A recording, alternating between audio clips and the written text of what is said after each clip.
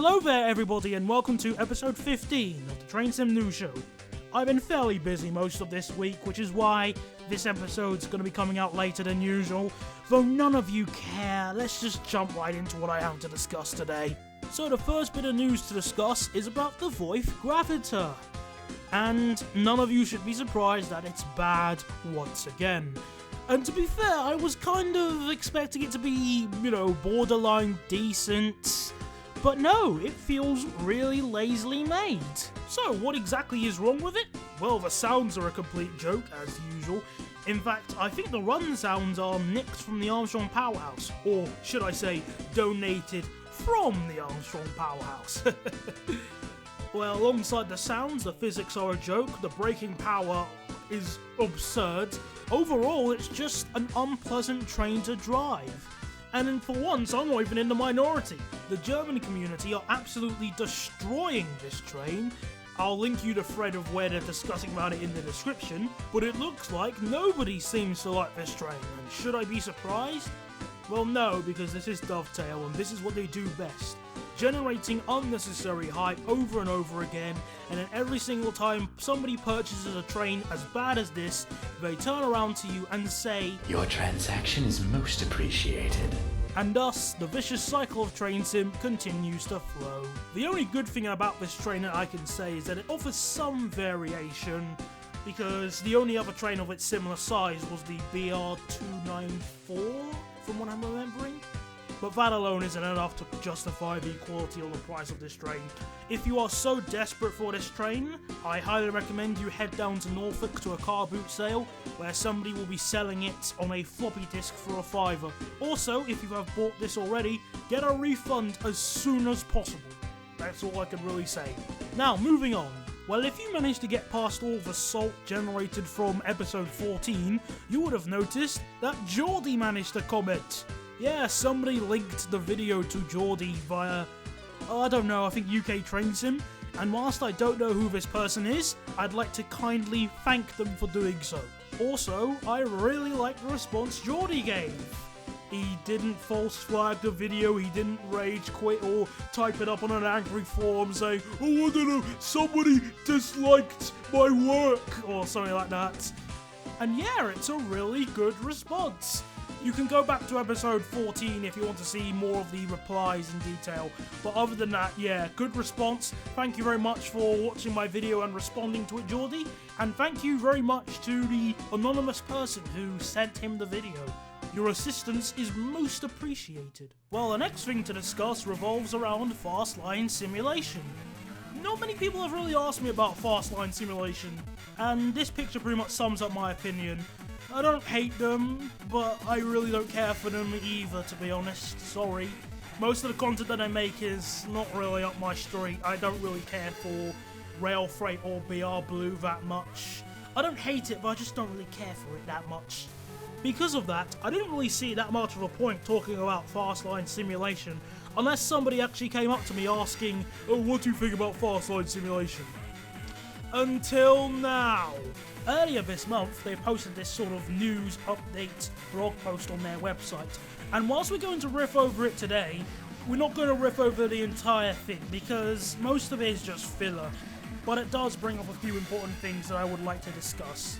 As always, I'll link the full article in the description for you guys to read along. I won't be starting from the very beginning because, like I stated already, most of it just seems to be filler. But yeah, let's start riffing this video. Let's bring up our old friend text-to-speech, and let's go. Challenges.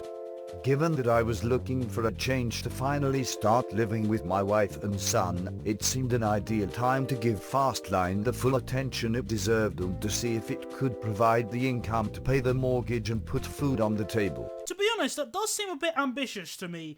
I mean, if you think about it, if you actually look on Fastline Simulation store, there's only about, not even 10 things to purchase from there. And if you were to buy all of them, it would cost about £30. So, I'm failing to see, considering you're not even that popular considering of all the other devs in the train sim community, I'm failing to see how that's going to keep a roof over your head. However, there were a few challenges that looked as though they could scupper the dream. Sales were not great enough at the present time for the plan to be financially viable, although full-time development would increase the release rate and income. See what I mean? And I'm not even surprised about that. Piracy is an ever-present problem, and chasing down and reporting was feeling like herding cats at times. I have to use the Gabe Newell quote again, don't I? In the words of Gabe Newell, the best way to reduce piracy is to provide a service better than the pirates.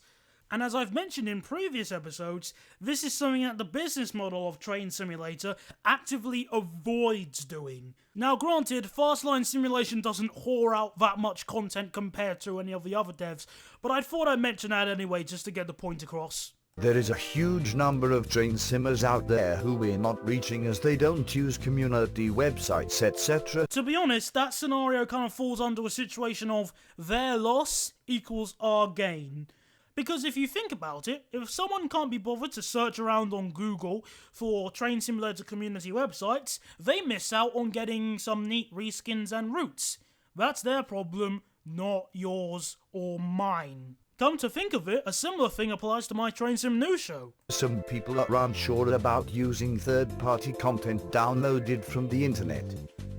Some potential customers won't use/purchase from unknown websites.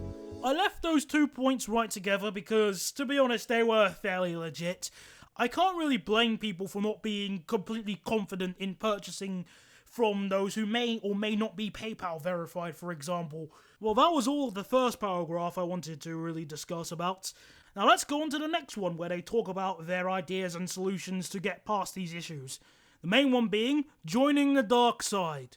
Don't believe me? Just listen on. Moving to marketplace.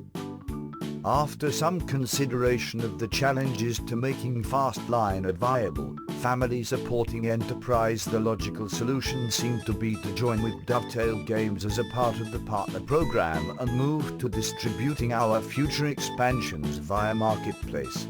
So, what's my reaction to their decision?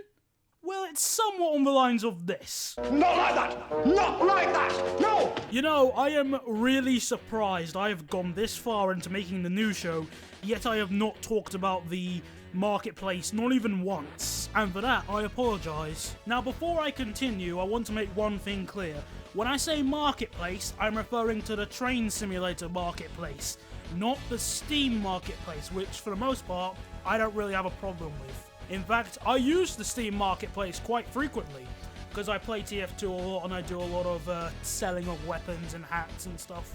So for the most part, whilst I don't really have any problems with the Steam marketplace, I am completely against the Train Sim marketplace. In fact, to be completely honest, I would argue and say that it's not only anti-consumer, but it's also the worst thing Dovetail have kind of shoved into Train Simulator as of late. The premise, albeit already being a continuation of what they currently do, is absurd. We're going to omit content that should have already been included with the main stock, and for that content that we've omitted, we're going to omit even more content and sell it again. Really? What's the point of this? Seriously? I mean, look at the 319 reskins, for example. Why weren't they included with the main stock?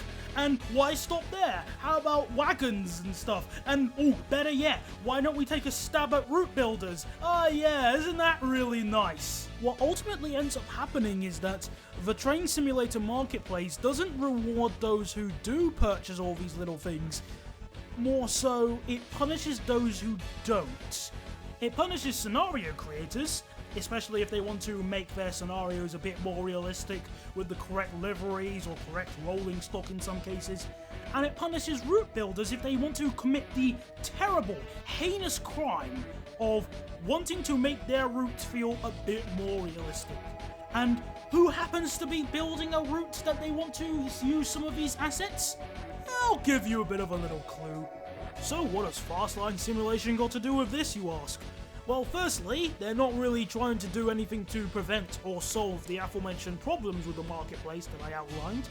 And secondly, well, think about it. What's to stop other developers joining on this, I don't know, starting bandwagon, you could say, of pouring out other content on the marketplace? The Armstrong Powerhouse attempted to do so, though they were unsuccessful, thank God.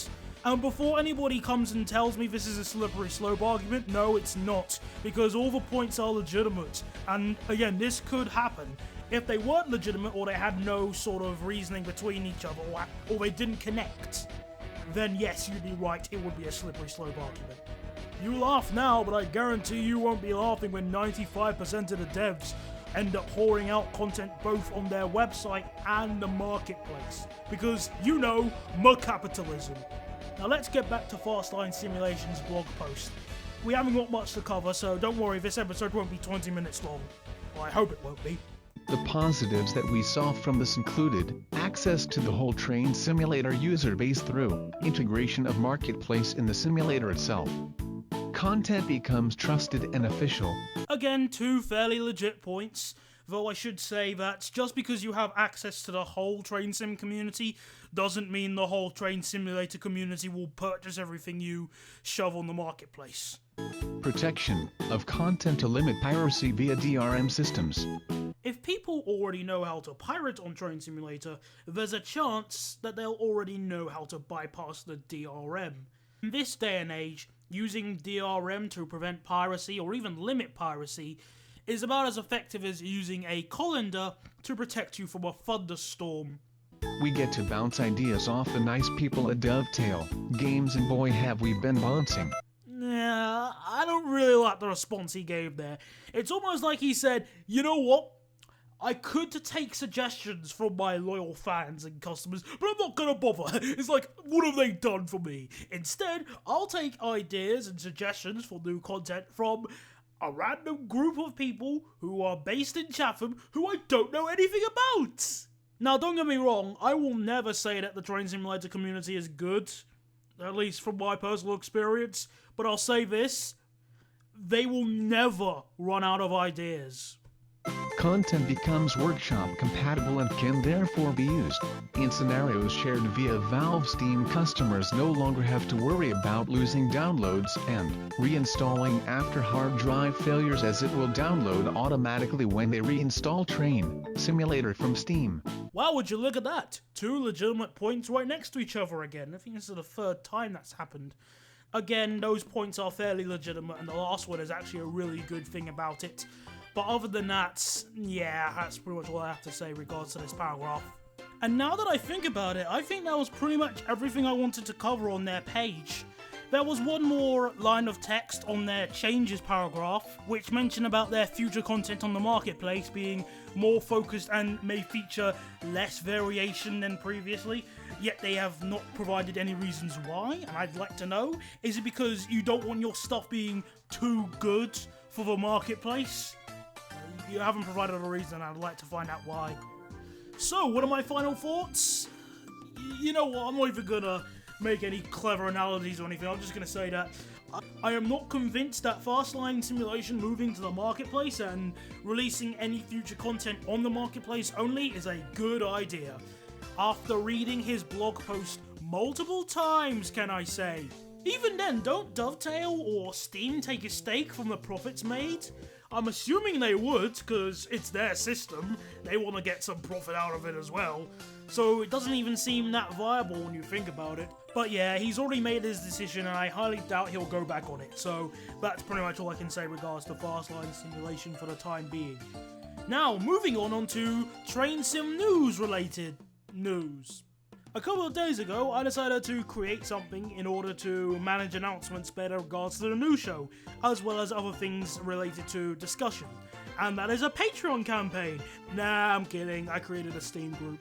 The main purpose of this Steamgroup will be to broadcast announcements, any upcoming events, and I'll still post episodes as well on there. Though, I should just say this right now, I will not post episodes on Steam, they'll be still uploaded onto YouTube. They'll be just announced via a direct link as usual. For example, this episode, as a test, will be notified via my Steamgroup as well as YouTube. I've also created a suggestion thread, so if anybody has some ideas of what you would like me to cover in future episodes, you can ask me there.